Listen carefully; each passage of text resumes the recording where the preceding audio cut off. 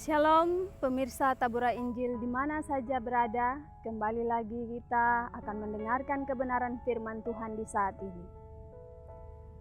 Sebelum kita membaca dan merenungkan kebenaran firman Tuhan, saya mengajak kita sekalian tunduk kepala dan kita berdoa. Mari kita berdoa. Segala puji, syukur, hormat hanya kepadamu ya Tuhan Allah di surga. Atas penyertaan dan perlindungan Tuhan, kami masih ada sebagaimana kami ada hingga saat ini. Kebenaran firman Tuhan akan disampaikan. Sebelumnya kami mohon Tuhan menguasai kami dengan Roh Kudus-Mu, supaya kebenaran firman Tuhan yang kami baca dan renungkan boleh bermakna dalam kehidupan kami dan menjadi terang di jalan kami. Kami menyadari akan keterbatasan kami ya Tuhan. Kami adalah orang-orang yang berdosa. Oleh karena itu, suci kuduskan kami, supaya layak mendengarkan firman-Mu. Hanya di dalam nama Tuhan Yesus Kristus yang adalah firman itu sendiri, kami sudah berdoa. Amin. Pemirsa Tabura Injil yang diberkati Tuhan, pembacaan firman Tuhan di saat ini terpilih dari kitab Efesus pasal 6 ayat 1 hingga ayatnya yang keempat. Efesus pasal 6 ayat 1 hingga ayatnya yang keempat. Perikop pembacaan taat dan kasih. Hai anak-anak, taatilah orang tuamu di dalam Tuhan, karena haruslah demikian. Hormatilah ayahmu dan ibumu. Ini adalah suatu perintah yang penting, seperti yang nyata dari janji ini, supaya kamu berbahagia dan panjang umurmu di bumi. Dan kamu bapak-bapak, janganlah bangkitkan amarah di dalam hati anak-anakmu, tetapi didiklah mereka di dalam ajaran dan nasihat Tuhan. Demikian jauh pasal pembacaan Alkitab bagi kita sekalian. Pujian kepada Kristus selama-lamanya. Amin. Pemirsa Tabura Injil yang diberkati Tuhan, dari pembacaan firman Tuhan di saat ini, Efesus pasal 6 ayat 1 hingga ayatnya yang keempat. Tema yang hendak kita renungkan bersama-sama adalah mendidik anak dalam Tuhan. Mendidik anak dalam Tuhan. Pemirsa Tabura Injil yang diberkati Tuhan, Rasul Paulus menulis surat kepada jemaat di Efesus bukan tanpa tujuan, melainkan ada tujuan. Rasul Paulus menulis surat ini ketika dipenjara karena Kristus. Baik surat kepada jemaat di Efesus maupun Kolose memiliki banyak persamaan dan mungkin saja ditulis tidak lama sesudah surat Kolose. Tujuan Rasul Paulus ialah supaya pembacanya bertumbuh dalam iman, kasih, hikmat, dan penyataan Bapa yang mulia, serta para pembacanya hidup layak di hadapan Tuhan Yesus Kristus. Pemirsa Tabura Injil yang diberkati Tuhan, dalam bacaan Alkitab saat ini kembali mengingatkan kita sebagai orang tua, yaitu ayah dan ibu, mengenai tanggung jawab terhadap anak-anak yang dititipkan Tuhan, seperti kalimat dari Rati Simer, ganda setiawan, dalam bukunya mendesain karakter anak melalui sensomotorik. Dia datang dan akan menetap. Dia anak titipan Tuhan. Dia datang dengan segala kekurangannya. Kudekap erat-erat dan kuberi semangat. Anak diibaratkan seperti lembar buku kehidupan yang dititipkan Tuhan kepada setiap orang tua. Halaman demi halamannya terus berganti dan selalu diisi oleh sesuatu hal yang baru yang tidak pernah terpikirkan oleh kita semua. Setiap insan yang dilahirkan adalah mutiara yang belum terasah, dan disitulah tugas setiap orang tua dan keluarga untuk menolongnya. Pemirsa Tabura Injil yang diberkati Tuhan. Keluarga Israel di zaman perjanjian lama, orang Yahudi beranggapan bahwa manusia baru bisa dididik pada usia 4 tahun. Menurut mereka, anak usia 1 tahun belum bisa dididik karena ia ibarat raja kecil yang kerjanya hanya berbaring dari pagi sampai malam dan dikagumi serta dimanja tiap orang. Demikian juga anak yang berumur 2 atau 3 tahun belum bisa dididik karena menurut orang Yahudi, ia ibarat seekor babi yang jorok yang tangannya ingin memegang segala sesuatu lalu menjilat apa saja yang bisa dipegangnya. Oleh karena itu, pendidikan dimulai pada umur 4 tahun. Pada umur ini, seorang anak sudah bisa berbicara dengan baik. Orang Yahudi beranggapan bahwa yang pertama-tama perlu diajarkan seorang ayah kepada anaknya yang baru bisa bicara adalah pengakuan percaya yang berbunyi, "Dengarlah hai orang Israel, Tuhan itu Allah kita, Tuhan itu Esa.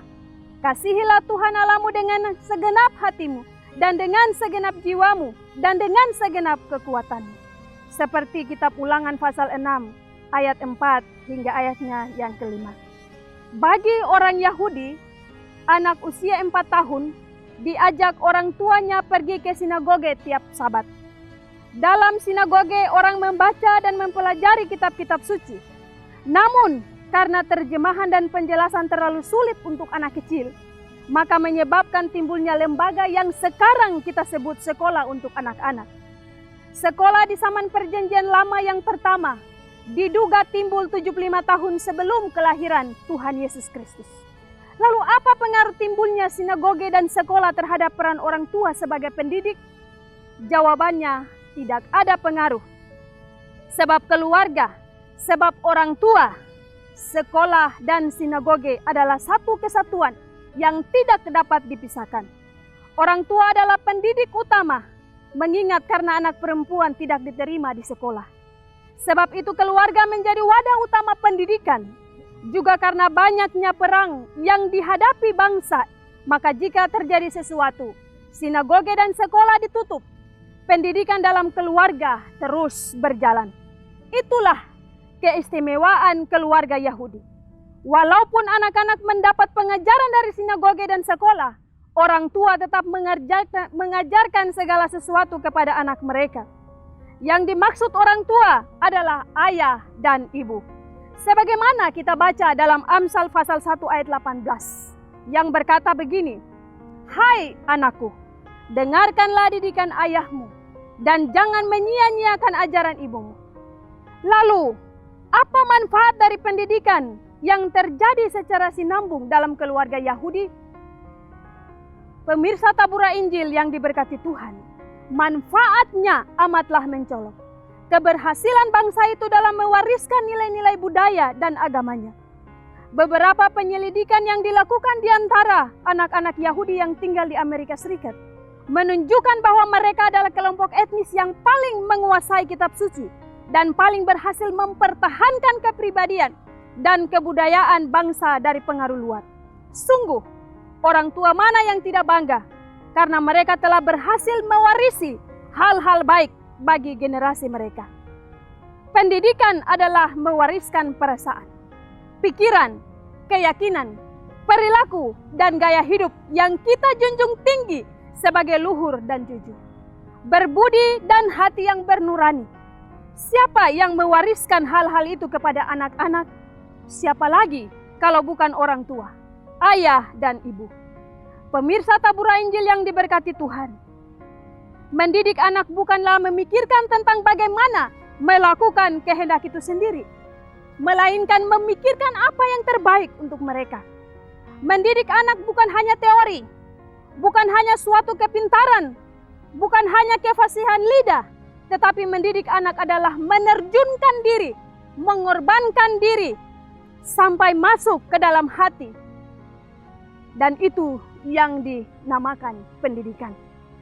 Pendidikan tanpa sasaran akan menghamburkan tenaga, menghamburkan waktu, pikiran, perasaan, dan lain sebagainya. Pemirsa Tabura Injil yang Tuhan Yesus kasihi. Orang yang paling malang adalah orang yang mempunyai ayah ibu yang hanya bisa melahirkan anak, tetapi tidak tahu bagaimana mengarahkan hidup anaknya.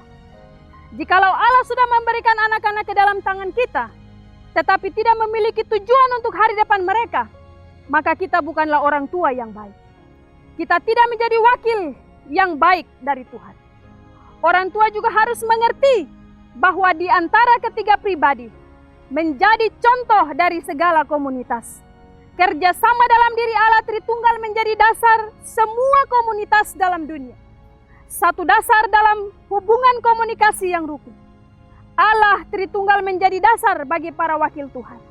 Baik ayah, baik ibu, untuk belajar bagaimana rukun dan sehati, memberikan pendidikan bagi anak-anak yang dititipkan Tuhan.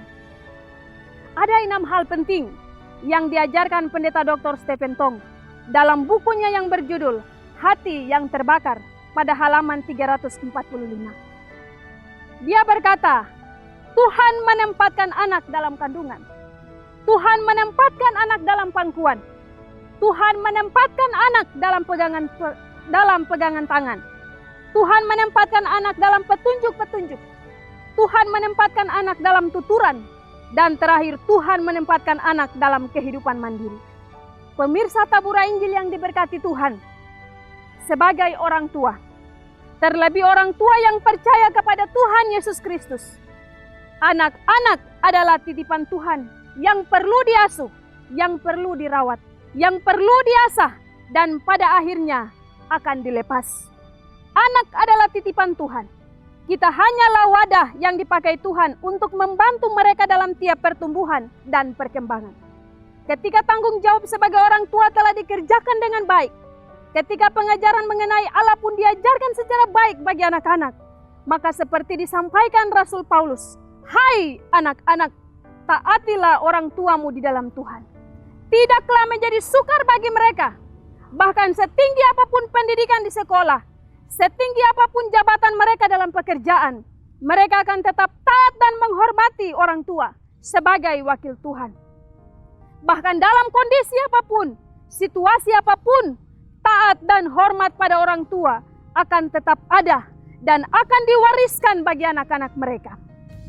Dan Khalil Gibran, filsuf pendidikan Lebanon, mengibaratkan orang tua sebagai busur. Anak-anak sebagai anak panah dan Tuhan sebagai sang pemanah. Kata-katanya begini, anakmu bukan anakmu. Mereka putra-putri sang hidup yang rindu pada diri sendiri. Lewat engkau mereka lahir, namun tidak dari engkau. Mereka ada padamu tapi bukan kepunyaanmu. Berikan mereka kasih sayangmu, tapi jangan sodorkan bentuk pikiranmu. Sebab mereka ada dalam alam pikiran mereka sendiri. Patut kau berikan rumah untuk raganya, tapi tidak untuk jiwanya. Sebab jiwa mereka adalah penghuni rumah masa depan, yang tiada dapat kau kunjungi, sekalipun hanya dalam impian. Kau boleh berusaha menyerupai mereka, namun jangan membuat mereka menyerupai-mu. Sebab kehidupan tidak pernah berjalan mundur, pun tidak tenggelam di masa lampau. Kaulah busur, dan anak-anakmu lah anak panah yang meluncur. Sang pemanah maha tahu sasaran bidikan keabadian. Dia merentangmu dengan kekuasaannya, hingga anak panah itu melesat jauh serta cepat. Meliuklah dengan sukacita dalam rentangan sang pemanah. Sebab dia mengasihi anak panah yang melesat laksana kilat. Sebagaimana pula dikasihinya busur yang mantap. Orang tua, guru, dan semua pendidik adalah busur. Anak dan murid adalah panah. Apakah panah itu akan mencapai titik sasaran dengan jitu? Janganlah hanya mempersalahkan sang pemanah jika sasarannya meleset. Sebab sepandai-pandainya sang pemanah, bagaimana mungkin panah itu mencapai sasaran jika busurnya retak atau anak panahnya bengkok? Pemirsa Tabura Injil yang diberkati Tuhan, itulah bahagian yang menjadi peringatan bagi kita sekalian. Menjadi nasihat bagi kita sekalian. Rasul Paulus menyampaikan kepada anak-anak. Tetapi sebagai orang tua, mari kita mengoreksi diri kita masing-masing. Sudahkah kita menjadi orang tua seperti yang diinginkan Tuhan? Tuhan memberkati kita dengan firman-Nya di saat ini. Amin. Pemirsa Tabura Injil yang diberkati Tuhan, demikianlah santapan firman Tuhan yang telah kita dengarkan bersama-sama di saat ini. Saksikan terus taburan firman Tuhan melalui channel YouTube Klasis Yapsel.